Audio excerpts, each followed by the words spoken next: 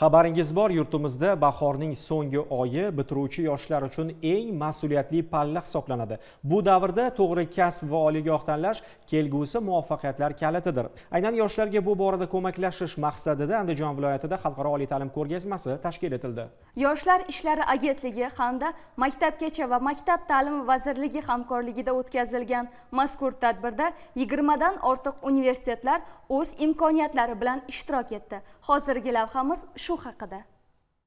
Har yili bahor faslining so'nggi oylarida O'zbekistonda maktabni tugatayotgan bitiruvchi yoshlar qalbida o'zgacha hayajon, orzu, umidlar uyg'onadi. Bu ularning hayotida yangi sahifa ochiladigan, mas'uliyatli va katta hayot sari birinchi qadamlari qo'yiladigan davrdir. Ayniqsa yoshlarda sevimli kasbini tanlab, oliy ta'lim muassasalarida o'qish istagi ortib borayotgan ayni pallada ular uchun yaratilayotgan imkoniyatlar nihoyatda ahamiyatli sanaladi. Yoshlar uchun aynan shunday imkoniyatlarni yaratish maqsadida Andijon viloyatida xalqaro oliy ta'lim ko'rgazmasi tashkil etildi. Yoshlar kuni munosabati bilan viloyat yoshlar markazida o'tkazilgan mazkur tadbirda Andijonning barcha tuman va shaharlardan kelgan maktab bitiruvchilari, yoshlarning ota-onalari, kollej va texnikum bitiruvchilari, hatto faoliyati davomida bilimini oshirishni istagan mutaxassislar ham ishtirok etdi. Tadbirda 20 dan ortiq xorijiy oliy ta'lim muassasalarining vakillari qatnashib, tashrif buyurganlarga o'z universitetlari haqida batafsil ma'lumotlar, tanlov shartlari, ta'lim yo'nalishlari, grant imkoniyatlari hamda turar joy va to'lov tizimi haqida tushunchalar berdilar. Yoshlarga bakalavriat bosqichidan tortib magistratura, malaka oshirish dasturlarigacha bo'lgan bosqichlar xususida batafsil ma'lumotlar taqdim etildi.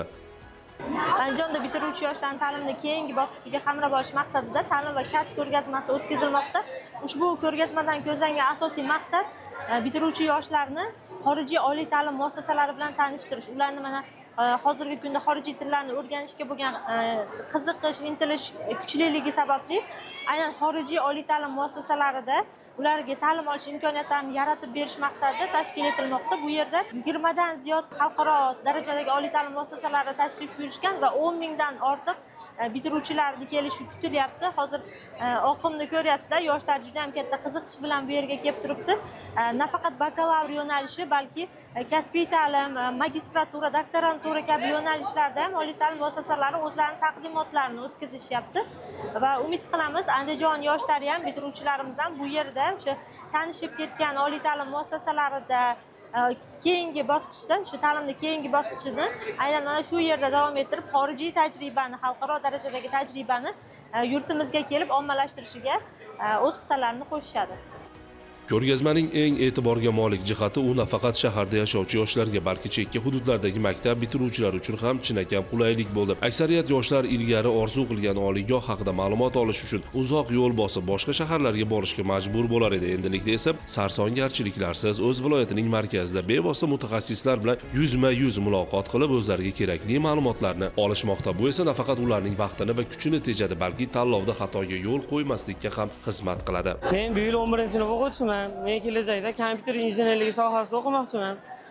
Biz bu yerga bugun kelib, Sharda hamda Qo'qon universitetlari bizga ma'qul bo'ldi. Kelajakda shu oliygohlardan birida ta'lim olmoqchiman.